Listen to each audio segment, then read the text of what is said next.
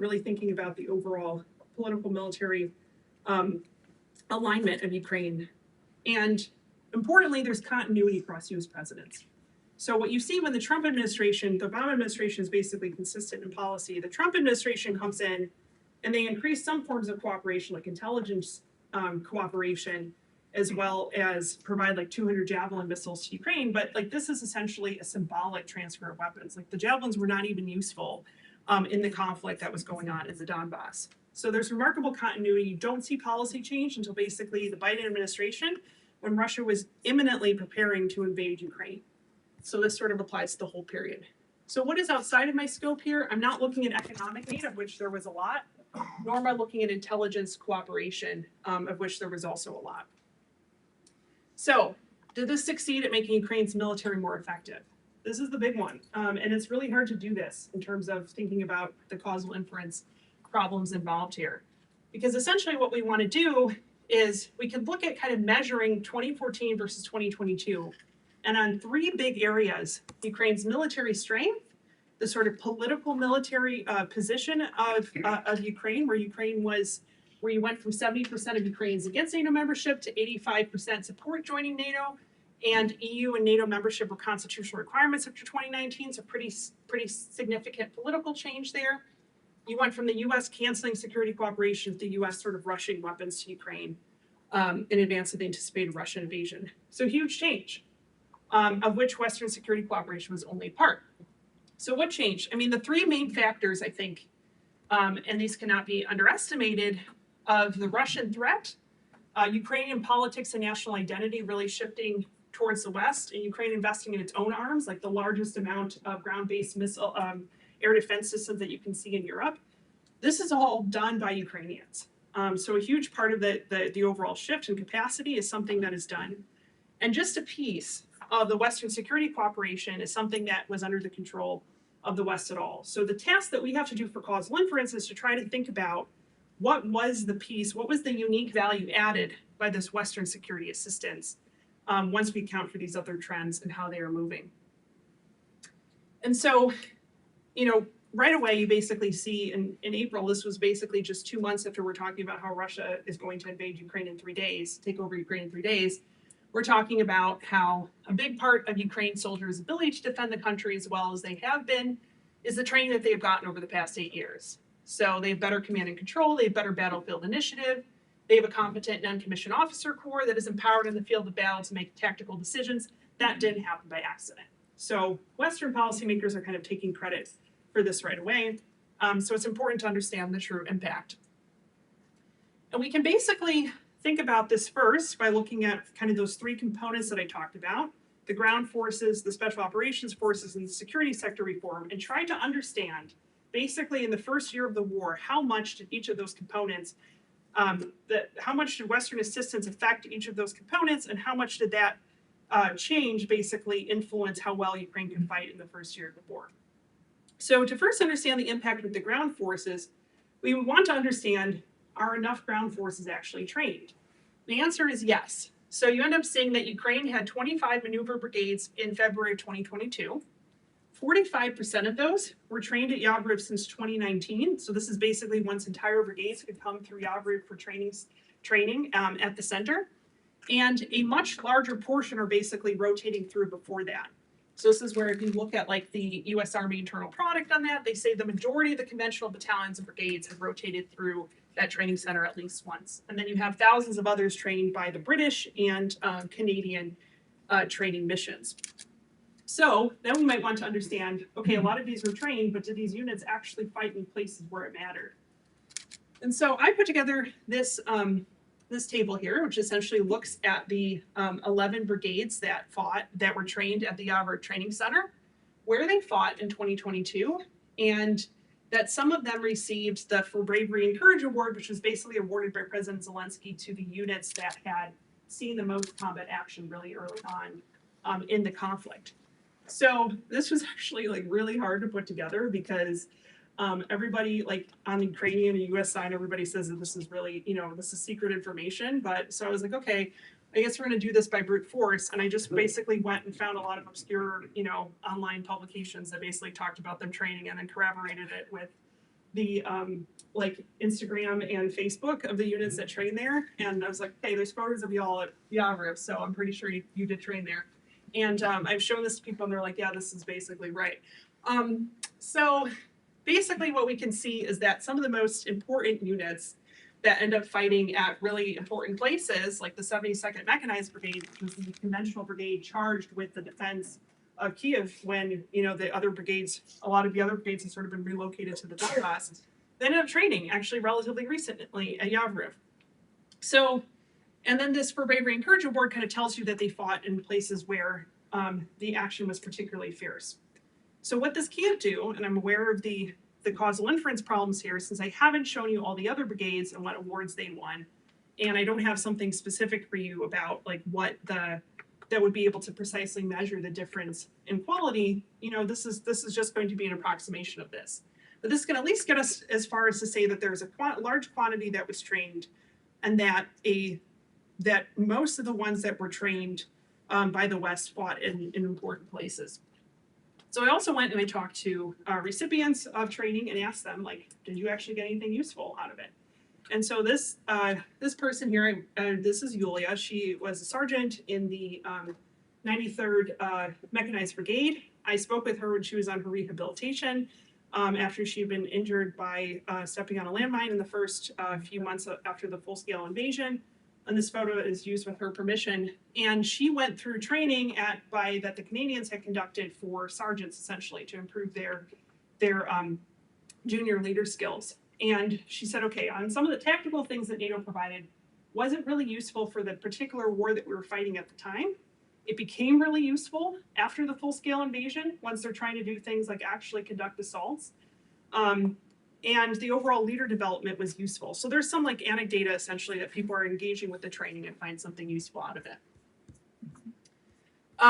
So the Ukrainian Special Operations Forces, this basically anything that we see them doing today, we can sort of directly attribute to Western support, because Ukrainian Special Operations Forces, as they exist now, would not have existed without extensive cooperation through NATO, and specifically as the organization, and through bilateral partnerships, where Western partners trained the Ukrainian Special Operations Forces and encouraged their development as a separate service.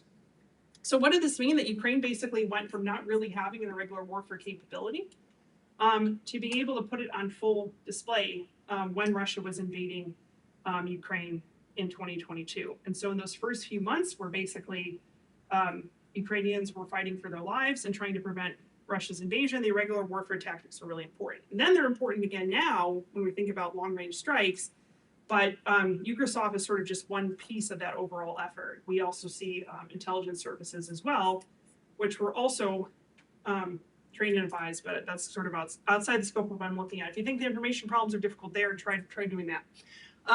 And so you also see the Special Operations Forces being used in a way that are not the way we would see Special Operations Forces used in a Western military, where they were essentially like the last-ditch backbone for conventional forces. And so what that meant, if there were units that were really struggling, they would take a small unit of Special Operations Forces, place them in that unit, and then they would help basically make the conventional unit more effective. So in this sort of all-out effort in the first few months, it was really important.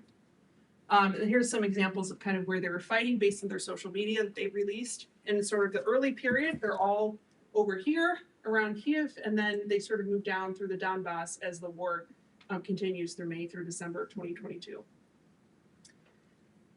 So an example of this kind of all coming together is a famous battle now that many of you might be familiar with, which is the Battle of Hostomel Airport. And essentially, that's one of the few places that analysts have identified that if it went the other way for Ukraine, there may not have been the outcome that we see today. So what you ended up seeing is basically a few waves here of fighting. You see 200 Ukrainian National Guards, including some that allegedly trained with Canadians right beforehand. I've heard this from multiple Canadian trainers. I've not been able to independently verify that myself, because these folks are engaged in pretty heavy combat now. And then you have a Ukrainian, so they basically try to hold off the airport. They fail to do that. Then you see the counterattack, and this is bringing together basically all these conventional forces and the 3rd Special Purpose Regiment and Special Operations Forces. So this is one of the ones that was trained heavily by Western traders. And basically what they managed to do is hold off the Russians for 3 days until you can get to the point that the runways are destroyed. And at that point, it's no longer useful for Russia, because what they're trying to do is come in and do the surgical strike right over here, take over this airport, and then be able to make it to Kyiv so they could bring in more airborne forces. And so we kind of look at the 72nd Brigade, which we remember those are one of the brigades that trained with the West. This is an interview with one of the commanders, and look at this kind of key part here in the middle. He said early on, he prepped his troops to make decisions for themselves on the spot, not to wait for directions. He wanted them to feel empowered, to know that they could and would make the right call. So this is really evidence, I think, of some of these conventional units behaving in ways that would have been really, really foreign to the Ukrainian military before 2015. So suggested evidence of sort of this change in culture that is localized, but indeed is important in certain decisive places after the full-scale invasion. So how much did it matter? It was just one factor among many, and it's important to stress.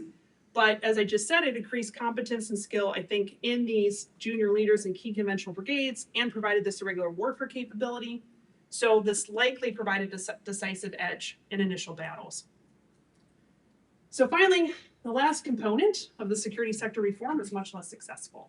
So you see, even as Ukraine's political ambitions are moving closer to NATO and the EU, the actual security sector is remaining much more sort of like the Soviet legacy one it was in 2014. So Ukrainian parliamentarian that I spoke with described the years between 2014 and 2022 as the missed opportunity where the structure formally changed, but the substance never changed. And I think this has been sort of corroborated by a lot of people that are thinking about it, even though there's been some pretty substantial shifts in some key areas.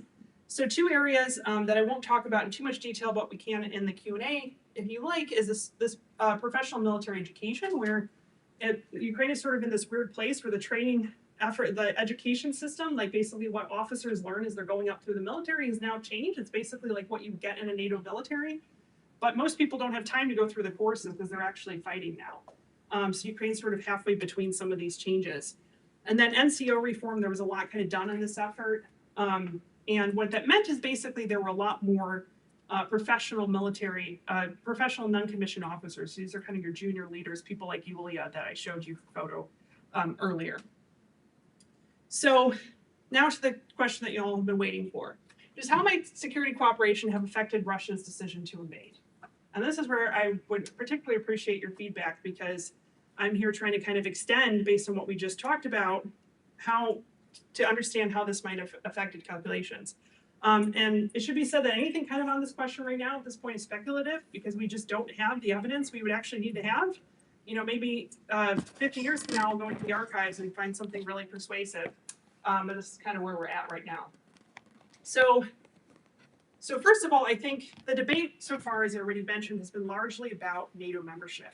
But there just isn't a ton of evidence that NATO was about to expand to Ukraine. And in fact, people that were on the ground thought about this. This was an advisor that was working at a very high level on that political military integration with NATO, said the context of doing this advising mission is helping them improve their chances of joining an organization that frankly they have no chance in hell of joining. So he was basically grappling with the fact that it felt really, really kind of useless, because he's trying to get them to make all these small changes to fit in line with like what NATO would look like.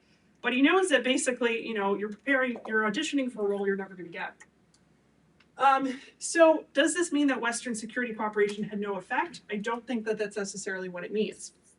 So first of all, Western security cooperation kind of mattered through two main mechanisms of thinking about it.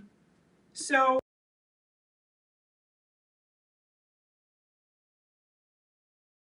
with this overall political shift, especially in the security domain that I've sort of outlined, that is actually quite significant. So if you're a Russia that's interested in, for whatever reason, whether it's sort of whether you adopt the realist perspective that it was about this foreclosing the security threat of potential NATO membership, or whether you adopt sort of the more Oksana Chevel and Maria Popova position that this is Russia concerned with Ukraine's political drift away from it, either way, you might want to actually really worry about this, because, and so this means that your motivation for war is potentially rising, that you're seeing that your attempts at influence are really not paying off, And part of why it doesn't pay off is because basically the people that are there actually doing all the work, the training and advising, are from other countries. And so this is also magnified by Russian thinking that is minimizing Ukrainian agency and kind of blaming everything on the West. So Putin said this actually quite famously in one of his pre-invasion speeches, and he says that Kyiv is under external control, directed not only from Western capitals, but also on the ground, as the saying goes, through an entire network of foreign advisors, NGOs, and other institutions present in Ukraine. So in his conceptualization of this, basically all these Western partners are collaborating to draw Ukraine away towards the West. So this could be your motivation for war rises. Then you sort of have this piece where, as I described to you, this military to military contact with the West is facilitating. It's not the sole causal factor. I'm not arguing it's the only factor, even the most important factor, but it is a factor that is potentially having an important impact in some of these places that I've just sort of outlined. And this is causing a slow shift in the balance of military power.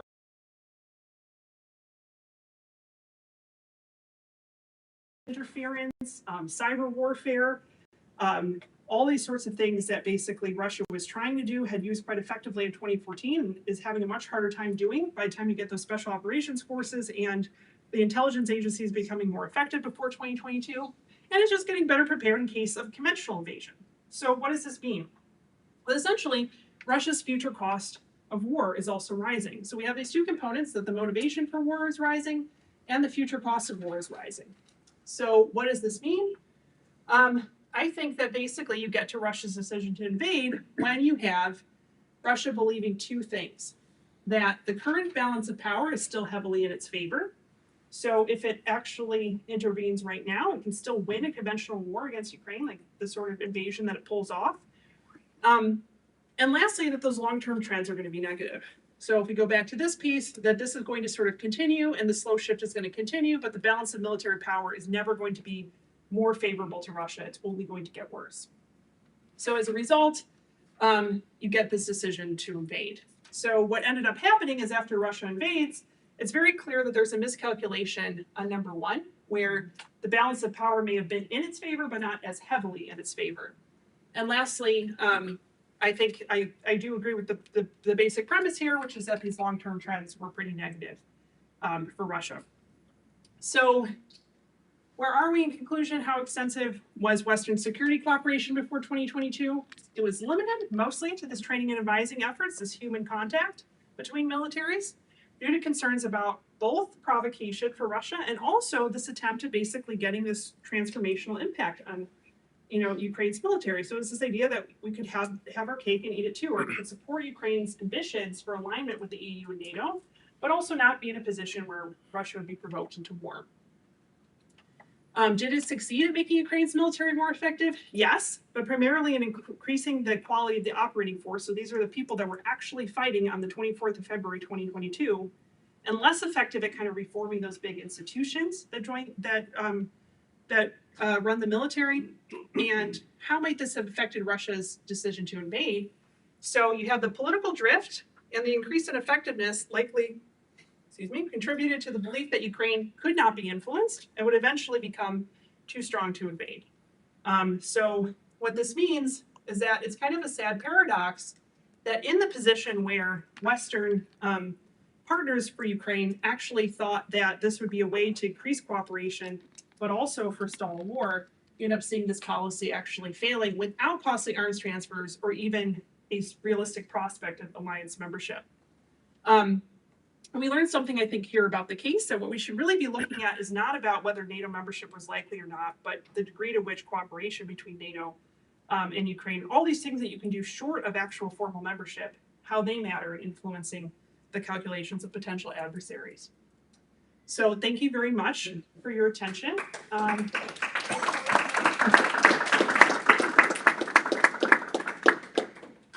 Great, thank you, that was perfect. So I'll take a list of questions. Let's see, Eric Lynn Greenberg, I see you first, so over to you, and then everyone else keep your hands up.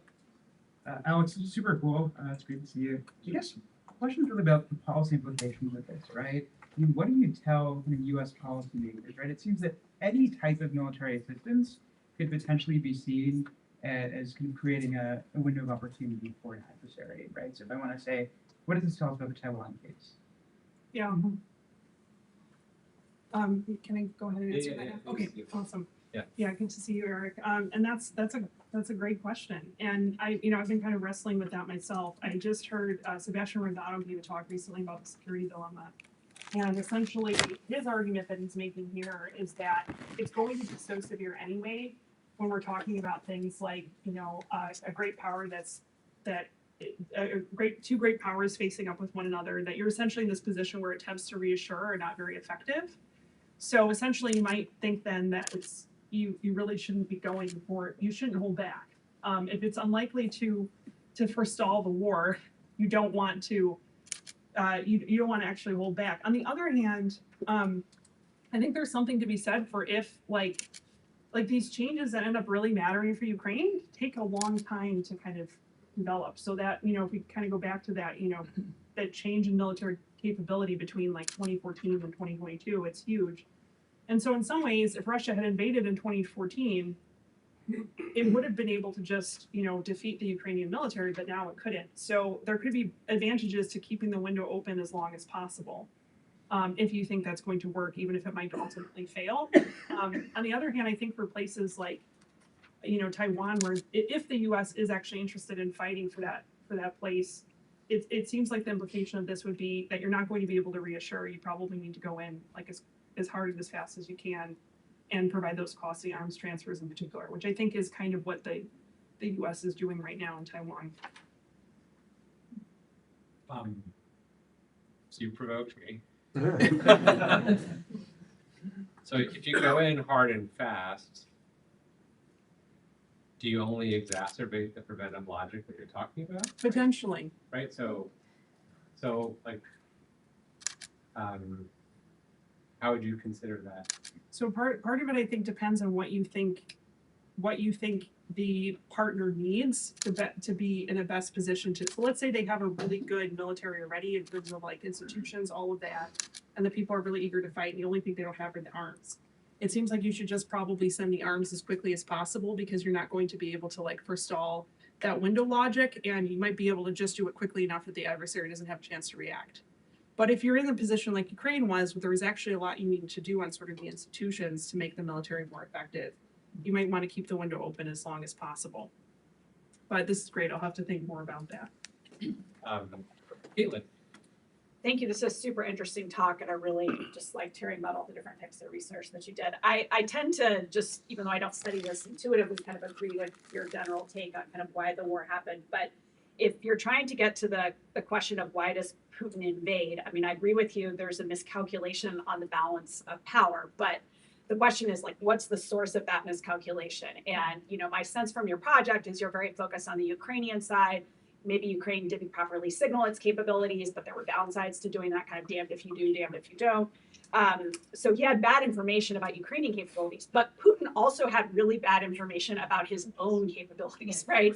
And I think it would be helpful to treat this more dyadically, because that's basically, an alternative explanation to the cause of the war, and we have to know how important it was in order to assess the causal power of the factors on the Ukrainian side that you're looking at. I mean, I can tell a story, I don't believe it, but I can tell a story about how Putin is nuts, and, a Putin-centered explanation alone is sufficient to get us to war, irrespective of any of the things that you look at. So I think the reason this matters is if we're ultimately trying to generalize from your research to other cases, like the cases that, Eric mentioned and Taylor, it helps to know how much does it matter when we're facing a Putin?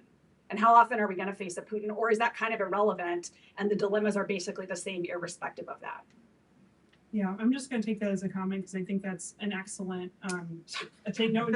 Sorry, question marks. Like when you say that, well, I have nothing really to add to it. It's just like, yeah, I'm going to have to address that as I build out that part of the paper. We can talk more. I'm coming to the lunch. Yes. Great. Charlie. So it seems to me there's a missing link, which is that I think Russia, particularly if Putin believed the military was capable, was always be able to beat Ukraine, including with the training. And so if there's a window, and if it's related to the training, it would have to either be related to eventually joining NATO or anticipating this massive Western support for Ukraine, which nobody foresaw. So I don't really see a window this window argument doesn't seem to work unless it has another step in it. And so I just wanted to see, I mean, is that part of your argument? Because Russia we've seen, even with tremendous Western support, Russia is still doing pretty well against Ukraine, and Ukraine could not protect itself without that. So the training isn't nearly sufficient to create a window. That's a great question, and I think it is, and here's why. Because I think that the reason, if you look at the way Russia constructs the invasion, as a 3-day special operation, it was very clear that what it wanted was a limited surgical war, and it thought it would be able to get that. And it isn't able to get that partly because of all the Western support afterwards, but also because for essentially like 3 or 4 months, Ukraine is able to fight them off in some of those decisive early battles. So I think that you could still get the window if you basically think that if Russia's concerned about a rising cost of war, so it doesn't have to rise to a point that it can prevent it from ever defeating Ukraine, but just to get to a point where it would no longer want to undergo the cost. So if you're sort of thinking that like it's just going to get worse for me, and at some point it's going to get to a point where the benefits of influencing Ukraine are not worth the cost of me dominating it with military force. So I want to act before I get to that point. So that's kind of how I thought about it. To further on Charlie's side, where would you factor in something that you did mention in your talk about sort of public opinion? And I've seen those same public opinion polls that you have, that in 2014 Ukrainians were not interested in NATO membership, but whereas by the time 2022 rolls along, they are definitely, because they've already seen what 6 years plus of war has meant for them. So where does, in either Putin's calculations or now Zelensky's calculations, where does that rise in public opinion fit into this question about the window? And would the Russians have been wiser really to go in 2014 before there was this sort of groundswell of dramatic opposition to Russia doing anything in Ukraine, much less invade? Yeah, that's a great question. I actually see this as kind of intersecting with Caitlin's comments earlier, because you kind of have to believe Russia's in this position where they do have to believe that the possibility of forced influence, like imposing their own influence on Ukraine through a military invasion, is still possible. And I think that's where they end up miscalculating, that it's not really possible to do that. So they're in this Russia's kind of, the way I'm sort of thinking about them navigating this, they're in this world where they believe the future is going to get so much worse for them. But they also think that right now they still have a moment of opportunity. And I think that's where they fail to miss that, what are you going to do about the fact that most Ukrainians don't actually want you there, including Ukrainians in places that you're invading, in the east. And if you look at basically the way that the conflict starts off, the full-scale invasion starts off, like there's an intensive, like a regular warfare campaign beforehand to try to shape what this will look like, and that basically fails everywhere in the country except for a few places in the south and east. Russia's in this point where I think it did probably through the sort of informational biases, just fail to truly understand the extent to which it was going to be quite costly to fight. Of course, I could all be wrong, and maybe Putin's sitting there, maybe we're going to find archival evidence where Putin's basically yeah, I don't care if we have to be there 1,000 years, we will, Ukraine is rightfully ours. And that's possible. That's also consistent with some of the evidence we see.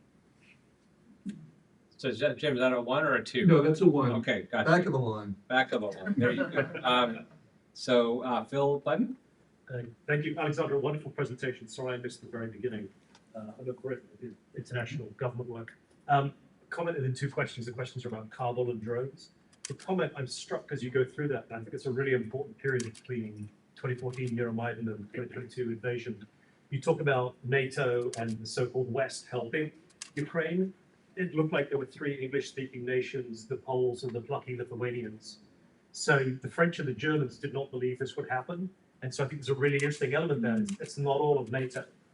Even Zelensky didn't seem to believe it was going to happen. My questions are about Putin's miscalculation. So I wonder, with Kabul happening the year before, the sense that even Western-trained armies can sometimes collapse, in this case facing Taliban resistance. I wonder if that was part of Putin's miscalculation, that even those English-speaking nations who had been trying to help might not stand firm after the Kabul debacle.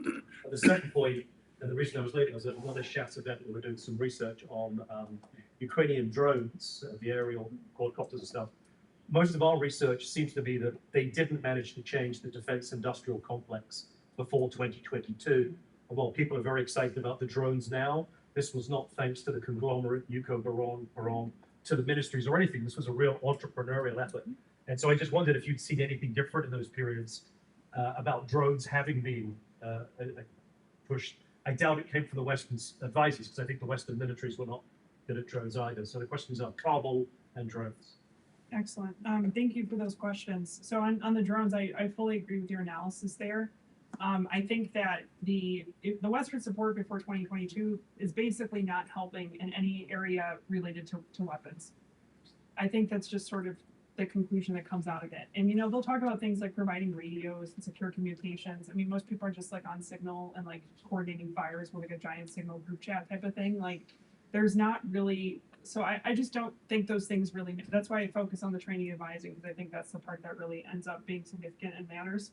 And yeah, I mean, I think that's the sort of collapse scenario of the regime that you outlined. I think that has to be the theory of victory that, you know, Russia has going into this war. And that's why the Hostomel airport battle is so important, because essentially it was this idea that like we can do a surgical strike against the regime and it will fold and then things will just begin to collapse. So that's really important. In terms of the other Europeans, so shout out to the Brits for this. Like they had a lot of influence with their strategic advisors, including one of them that was like basically actually managed to get into the Ministry of Defense and was like right down the hall from the, you know, had a close relationship with the Minister of Defense, like between at like the end of this period, like 2019, 2020. The French were sort of like, they always wanted to participate, but didn't really want to do anything. So you kind of see that, you literally see that they like fight really hard to kind of get into these early security cooperation working groups. And then everybody's like, you know, friends and family only, like you have to actually be like providing stuff for you to be here, you know? So there's some of that going on. The Germans did have a strategic advisor that was on the like strategic advising commission that interacted with those like very high level people. But they're just not doing a lot in terms of the other forms of security cooperation. So those 6 were the ones that were kind of involved in all the things that were going on. And other people sort of intersected with other parts. Well, I think you've also highlighted the need for a paper on the role of social media in intelligence and command and control. Just given your Facebook research.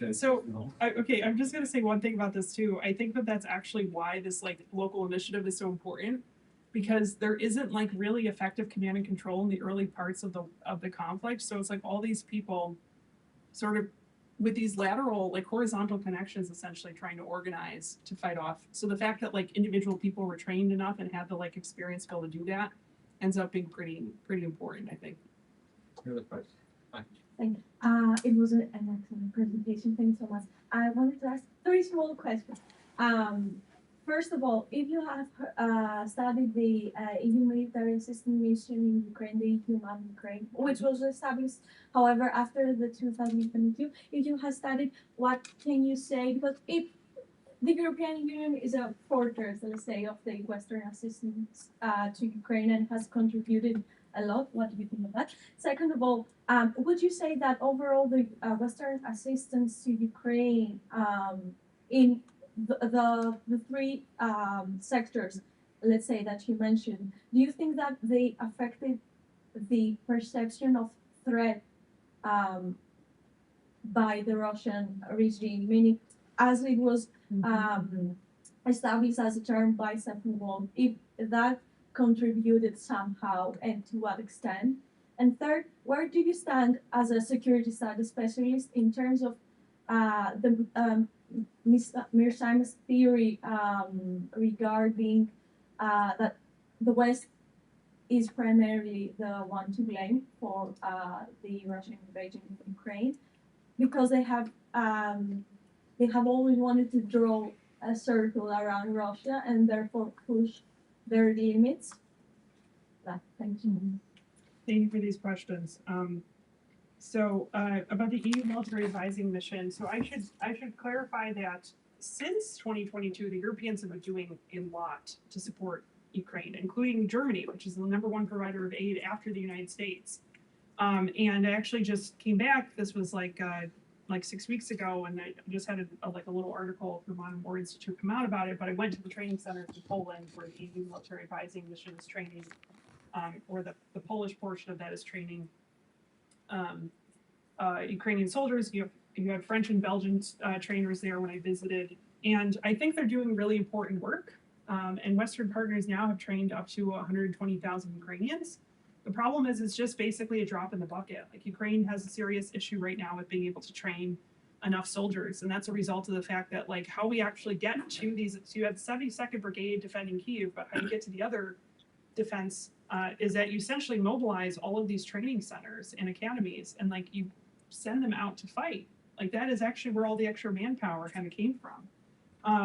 So there are serious issues with degrading like the quality of trainers and the training centers, and that has not really been restored to the point it needs to be. So Western training is important. The challenge is it just does not really seem logistically feasible to scale it up, given the constraints on how many Ukrainian soldiers can like move out of the country at any point in time with all of their equipment. It's just too logistically difficult. So the only way to improve that would be to put actual advisors in Ukraine, but there are other like serious obstacles to that. That will make that probably very unlikely. So in terms of this, like your last two questions, I kind of see them as related because I think the Mearsheimer argument is something about the prospect of NATO expansion to include Ukraine presented a security threat to Russia. I always thought is interesting because I see that as fundamentally like a defensive realist argument, and I don't. Charlie would know better than I would on this. It's just one of many. It's one of many defensive realist arguments there. So I think that's very interesting because I actually think that I agree with more of. I just don't really see defensive realist like logic working in Ukraine. So I'm much more inclined to think that like this is a story of like offensive expansion or like opportunities for expansion potentially, which like could also fit under a realist paradigm. And I'm surprised it kind of doesn't apply to this case, but so that is like a prominent strain of argumentation out there, but I just don't really buy it. So I presented the evidence about there's no real evidence of NATO expansion. We could have talked about that in more detail. I think there is something to be said for the commitment problem here that Smith's kind of outlines, Brad Smith outlines, which is that Ukraine can't commit to neutrality essentially, to not join NATO at some point in the future. So to some extent, I think that means it's sort of like the Mearsheimer counterfactual where, the West would just promise not to cooperate with Ukraine and that we kind of solve the problem permanently is something that like Ukraine couldn't really commit to. And I think for reasons that John has outlined elsewhere, the West couldn't really commit to that, nor could Russia commit to not attack Ukraine. So I think it's fundamentally like an unsolvable problem for more lenses through that argument just outlines. Eric Higginbotham. Yeah, thank you very much. This is great. I really appreciate all the research on the training mission. My question and all my follow-ups have been asked, but I will make a little bit of a probe and then ask a separate question, which is, since my question originally was on the policy implications, and Eric asked that question, but just to follow up on that a little bit. Taiwan, you mentioned that as something of a parallel. There is an enormous difference, though, in that the U.S. has left the door open for direct intervention, right? Yeah. So ambiguity, but nevertheless, pretty strong statements about our willingness potentially to intervene. So, so that is, I guess, a little bit of a question about policy implications. On my question has to do with how preventable you view the war, or how dissuadable Russia might have been. I guess your answer to the last question sort of addressed that, but one of the statements that you made that that the window was closing, that Ukraine was growing relatively stronger, sort of suggests another question. So part of the story, of course, is the NATO training mission, but that's really only part of the story. So Carol mentioned public opinion, there's defense spending, de-Russification. So let's take the training mission out. Don't you still get the same problem that Ukraine is growing stronger? We don't know what the relative contributions of those various pieces are, but in that case, how much does the training mission actually matter in this particular story? Can I just jump in? I mean, I think you also have to add to the list that you just offered us the whole question of that EU association agreement, which had nothing to do with NATO, had nothing to do with military, anything, but that's really what seems to have triggered the initial inroads that Russia made in 2013, 2014. Yeah, I think this is a really important question that I'll need to kind of refine my logic a little bit for the paper. I think it matters that kind of the argument I'm trying to make here is that it's not that Western support provoked Russia or was like a decisive factor in kind of causing the war. That's not the way I'm thinking about it. What I'm thinking is that those shifts, for all those reasons that you talked about, is what sort of leads to the closing window. And I'm trying to tell you what, if we look at, let's say, if that's X increase in capability, what's the Y percent of that is something that's accounted for by Western? Because I think it's important because of essentially the stories that the West is telling itself about its roles that it played in potentially forestalling or making the conflict better in its direction, and as well as has application for some of these other cases, like Taiwan. So that's kind of how I think about how much it matters. In terms of how preventable do I view this war? That's a good question. I need to wrestle more with that. I think that due to this explanation that I sort of just provided you about all these other factors kind of pointing in the direction of the closing window and Ukraine's drift, I think that that means that essentially nothing the West could have done in terms of like removing support before 2022 would have prevented the war. So that's why I don't really buy the Mearsheimer-Arian argument that you could prevent it by just kind of removing that cooperation, because I don't think that would be the case. But maybe if the West is sort of taking the opposite approach, which is provide a lot more weapons or signal somehow credibly that it would behave like how it did after Russia invaded, that could have prevented the war. So that's the only thing I can think of that the West could have done. But I'll need to go through that more. So again, what is the best evidence you have of Russia viewing the military balance changing as a result of Western security system? You probably this quote about Putin kind of blaming the nefarious black hands. That can be read a lot of different ways. They got as a justification or rationale, but not necessarily an assessment of the balance itself. So if you come across other sources that from 2020, 2021 that are looking at all these units going through, I can't pronounce the name of the training base, and sort of writing that this is a real problem, or anything else that's kind of suggestive of this sense that somehow the balance is changing more quickly than they had anticipated. Yeah, so right now I don't have that, and so maybe I'm not looking in the right place, but my bigger intuition is that it doesn't really exist, because I think that by the time you get to the point where Ukraine's military balance is really shifting, so in these last few years, you sort of see Russia almost kind of all of the statements that are coming out are the kind of political doublespeak that I essentially read to you in that quote, where it's wrapped up in a lot of motivations for government policy that isn't really like the sort of sober-minded assessments that we might want to get for actual evidence. So that's the challenge. And so what I'm kind of struggling with in this paper is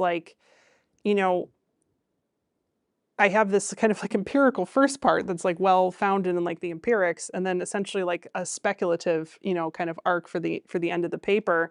And I'm trying to decide is that something that will that get me into more problems than it's worth, and I should sort of jettison that, or really kind of sideline it into a conclusion, or how do I handle that? Because that's kind of the position I'm in.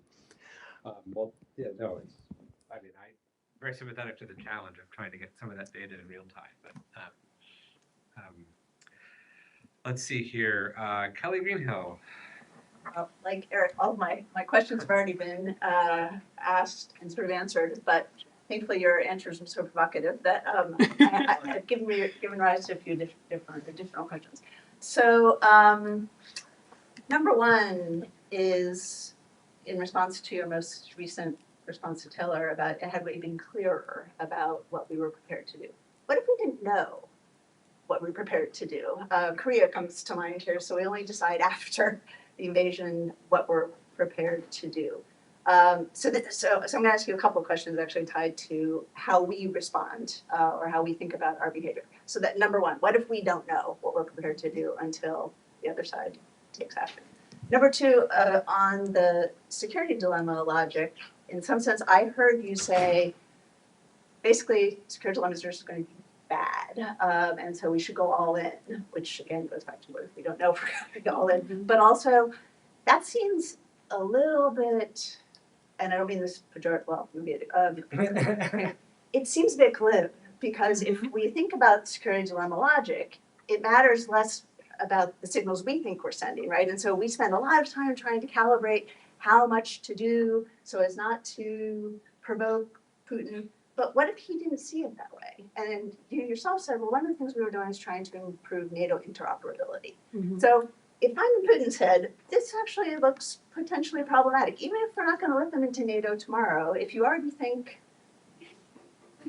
we have some grand plan, it could send a signal. So did you really say we should be all in, not worry about security dilemmas? Or is there a generalizable story, not simply limited to Taiwan, about how to think about the fact that just because we think we're calibrating the message, it may not be very much that way. And finally, pessimism question for you. This is sort of, would your assessment, I mean, I heard some of your conclusions, are your conclusions driven by the state of affairs today? Might they change depending on where the dust settles when the war is over? And you as in, you think this is a mistake, and again, I am in no way defending what the Russians have done, but it's not over yet. And if you're Russia and you think the window's closing, then I'm brought to mind Japan in the start of World War II. It doesn't matter even if you don't necessarily think you have vastly significant military capabilities. If you think you have to go now, or else you're not going to be able to go to World War, which is not exactly the same thing as. Are some of your assumptions predicated on a certain set of beliefs? Yes, they thought they would get the 3-day military operation, but they need Yeah. Sorry, that's a lot. No, You no, don't need to this answer is- all of them. No, this is really helpful.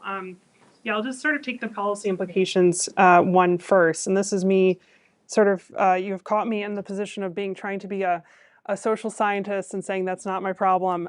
So my answer to Eric was kind of trying to think about the ways that there are what I guess I was trying to say is that there are essentially different models for how you think what you think you're communicating.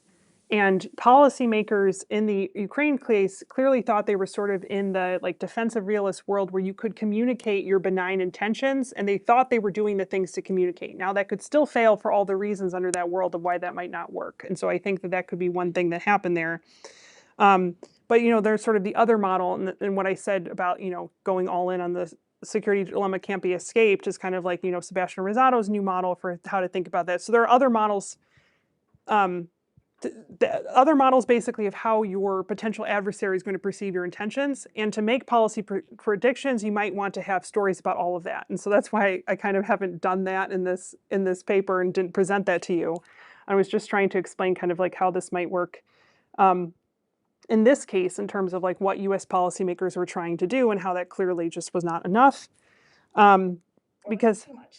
I guess that's the, or maybe it was yeah, maybe it was too much.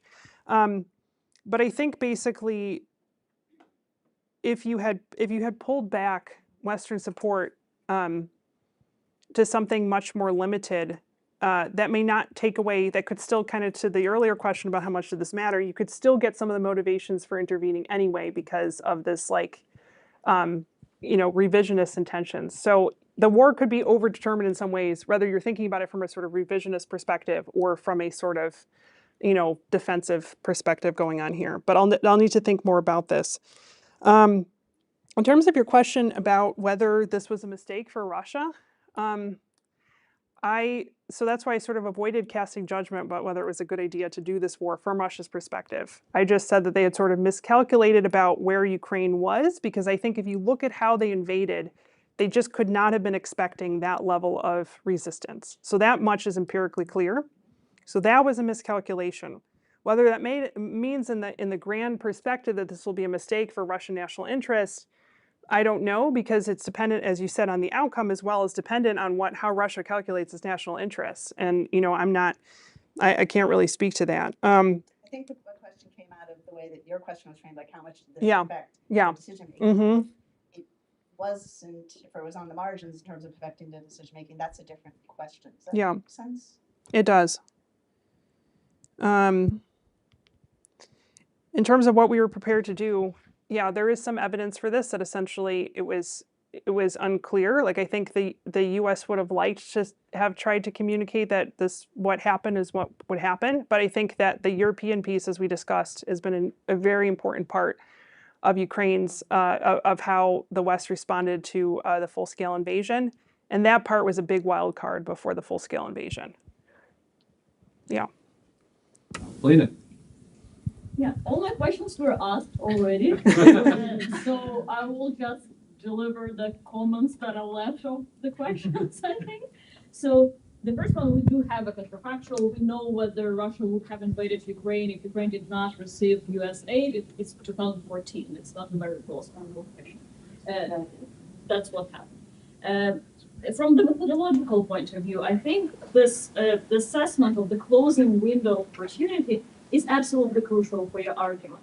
But the way you assess it suffers from the hindsight bias. February 24, 2022 was a great reveal for most of us about the military effectiveness of the Ukrainian military. So if I had to find another point in time where I would assess the effectiveness of the Ukrainian military, it would have to be somewhere around April 2021, when the Kremlin actually moved its troops to the Ukrainian borders. And from that position, it's very difficult to argue that US security assistance to Ukraine is a success, because the reforms are failing. Civilian control is nowhere to be found.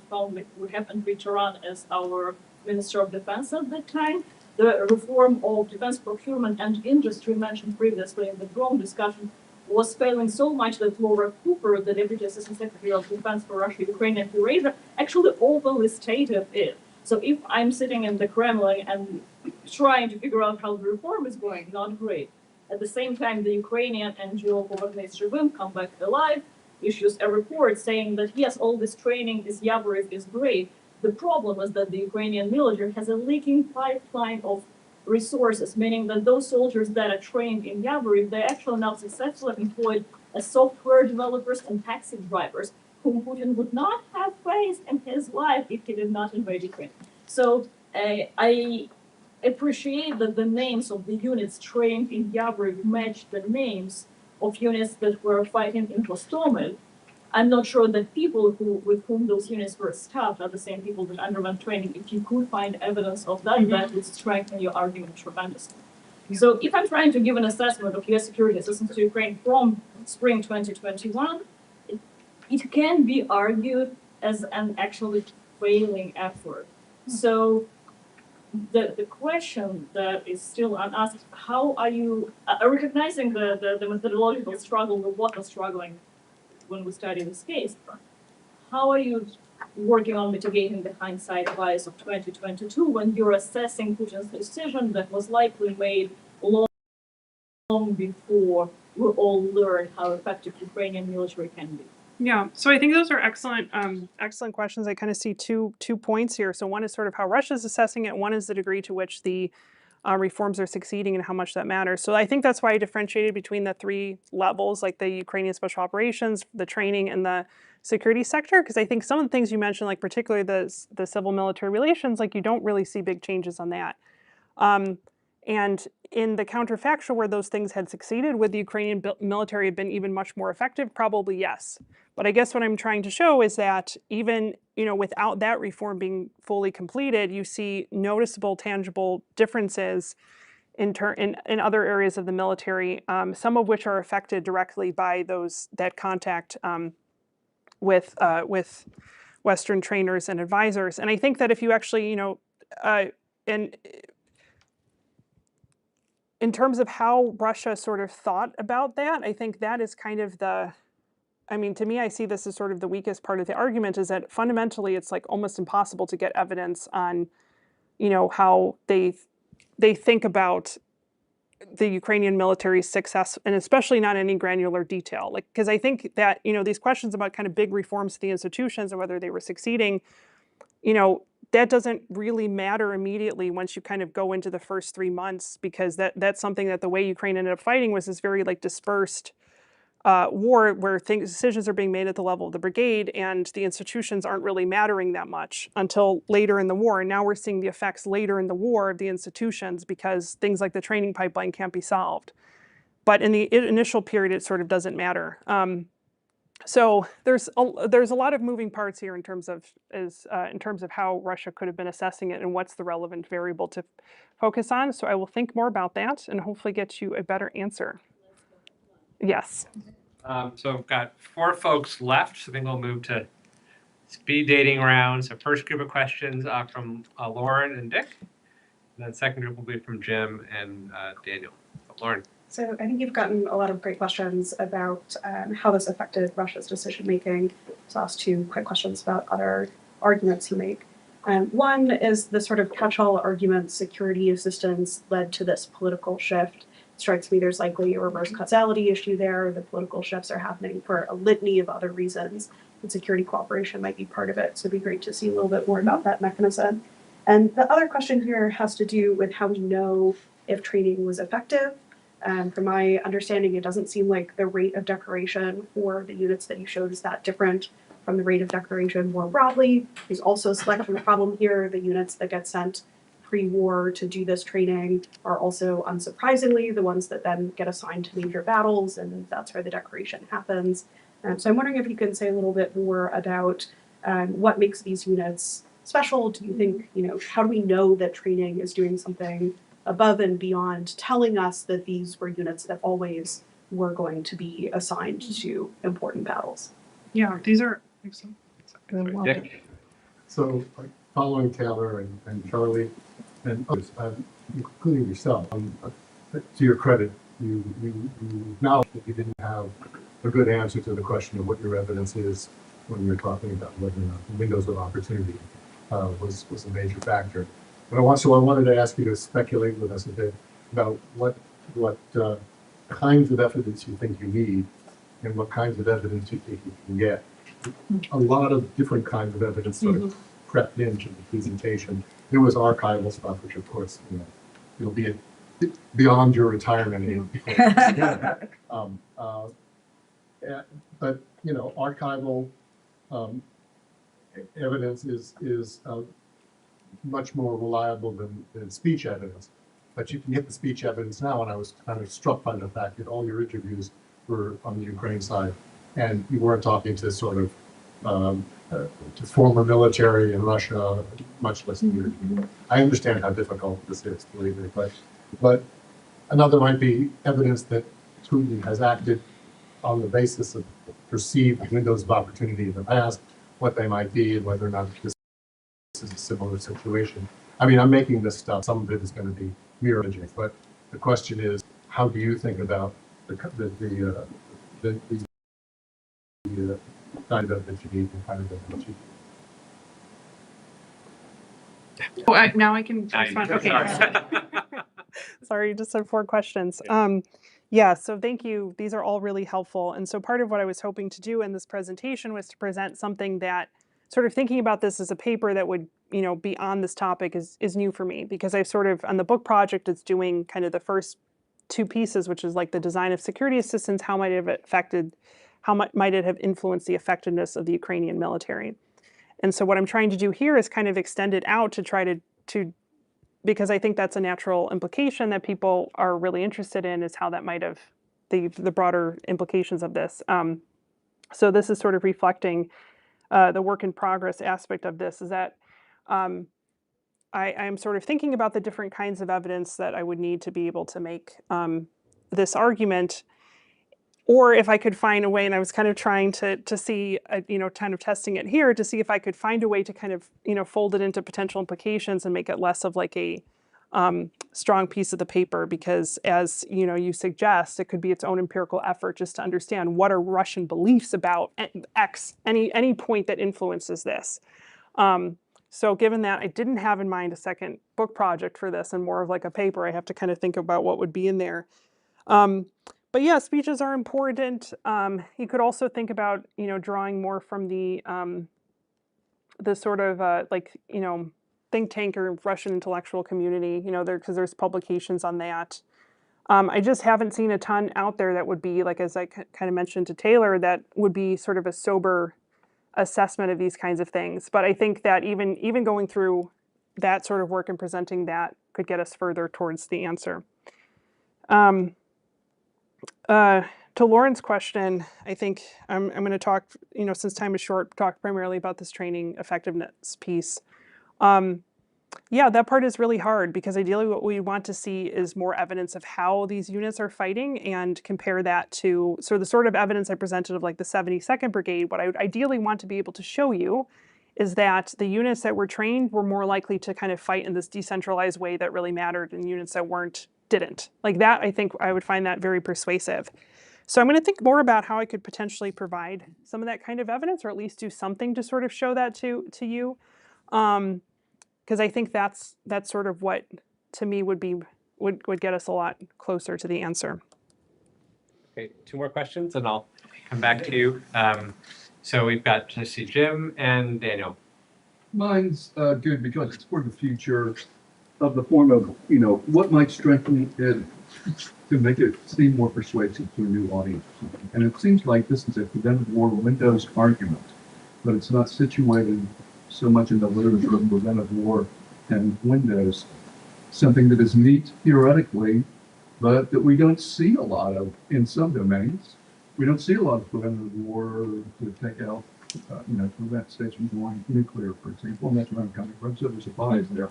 But whatever the rate of preventive war is in Windows, it would sort of be good to know what that causal context is as you evaluate this particular case, to explain why, even if on the one hand it doesn't happen very often, why we don't see a lot of this, but we see it here.